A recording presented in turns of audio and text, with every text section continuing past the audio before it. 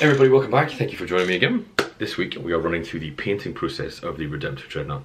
Going through the chapter colours, a little bit of my detailing process. Not the entire detailing process because we'll be here for hours. Covered little bits and pieces of why I detail things a certain way and the different painting techniques I use to cover things like gold or things like purity seals or, you know, lights, pipes, stuff like that.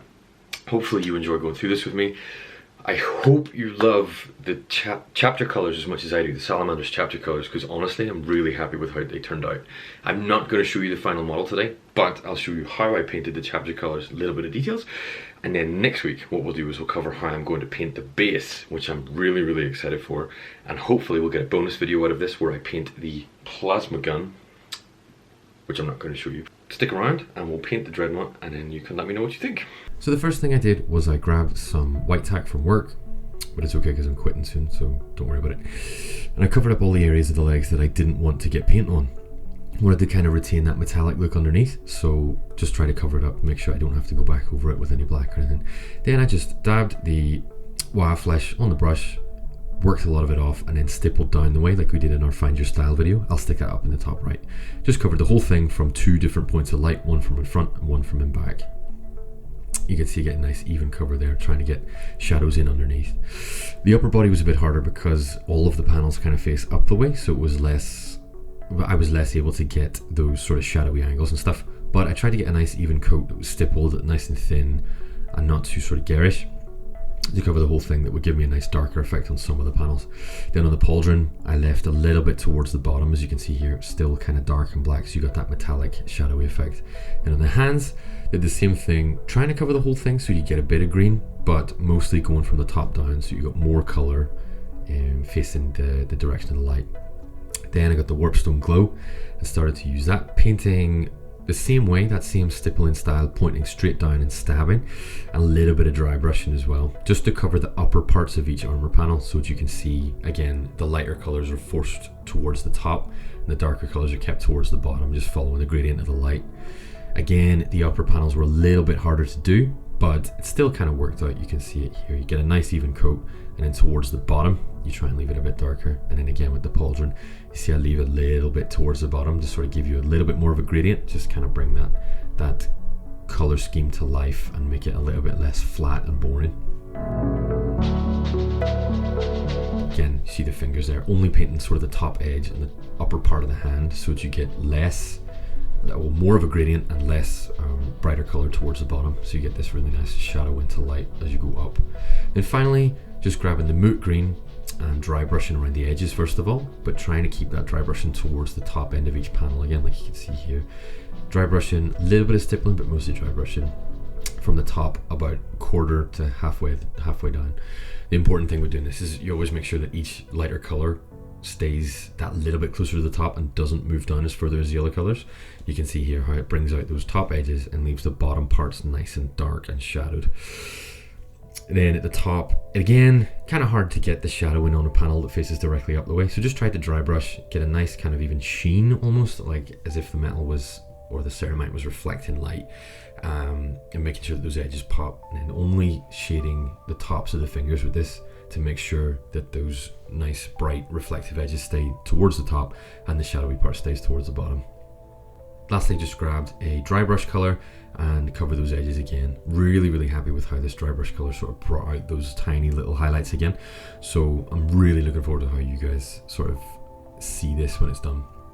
I love how the Salamanders color scheme works with the light in the end. So if you're looking for something that really pops with a kind of, I don't know, good gradient and good lighting effect, then definitely pick the exact recipe that the Games Workshop would recommend. It's really good for bringing out those edges, really good for bringing out those shadows and those extra colors, so highly recommended from me. Yeah, and then overall, that's basically just how the whole thing looks without any details. Just got that metallic effect and then those 3 or 4 colors layered on top of each other. I'm honestly so happy with how this turned out. And then there's the bottom as well. You can see the shading works almost better there, which I'm happy for because you've obviously got those under parts which are more covered by the rest of the model. Next up, grabbed some Evil Sunz, used that to paint these sort of detail parts, kind of moving very carefully. If you kind of get the paint on the brush and pinch it. You can kind of get that nice fine end on it. Then using some Moot Green again, just to try and cover these underside details, so that if somebody was to look at the whole of the model, they would see that the whole thing has been covered, which is something I maybe neglected in the past. I moved on to Fire Dragon Bright here. So yeah, one thing in the past, I've sort of noticed that my models can lack a bit in certain areas, so trying to cover the whole thing, as many different colors as possible, just to sort of bring it to life and show that there's more than just the chapter colors and the metal. Yeah, and then here just doing the purity seals and the missile pods, and then lastly moving on to the carapace. So I wanted to go with the carapace. It was hard to film, but I tried to get as many sort of little detail colors in there as possible, so that when you open it, you get this really nice contrast to the green, this sort of monochrome of the rest of it. So if you open up the face, you get some gold, some red, orange, blue, and green. So it fades nicely into this sort of stark contrast, but you still get that sort of difference in color. I also used Nuln Oil when I was done to try and shade this, just to keep it nice and, well, not so it's not too pronounced. And you get the orange in the lights as well there. Then onto the paper part of the purity seals, where I use some Pallid witch flesh, just again with the detail brush, covering it nice and lightly before shading it with Nuln Oil, and then using some undercoat to write the fine little letters on. I really like Pallid witch flesh because it gives you a more realistic paper color, as if the purity seals are new. I mean, the parchment color is always nice, but I find it a bit too yellow, as if they've been there for years and years. These are kind of, you get your Primaris Marines are a bit more new, so you use a color that looks more new in the paper. So really happy with how it turned out. Makes them look just a bit fresh.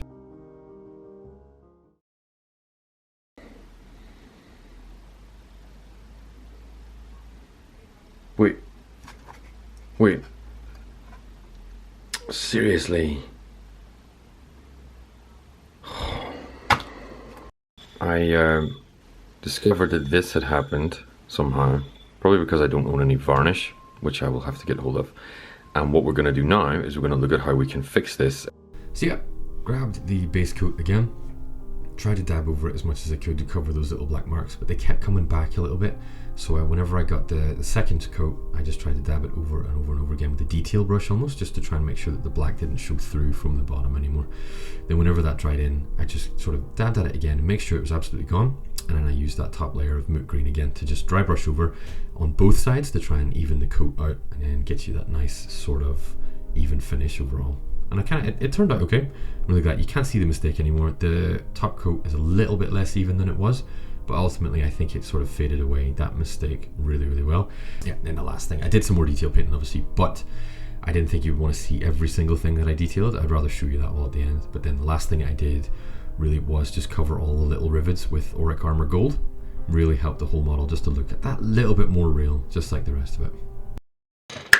So, that's how it looks so far. Not 100% finished, and it's not on its base, not glued together, and the base isn't done. So, how do you think of it so far? Stick around next week where we will do the base. We'll paint a base, show you my process of basing miniatures, how we try and make them look a bit more real, a bit more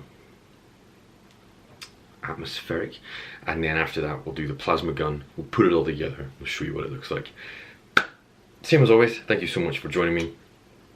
Stick around if you want to see more stuff. Remember to like the video if you did like the video, and I will see you next time.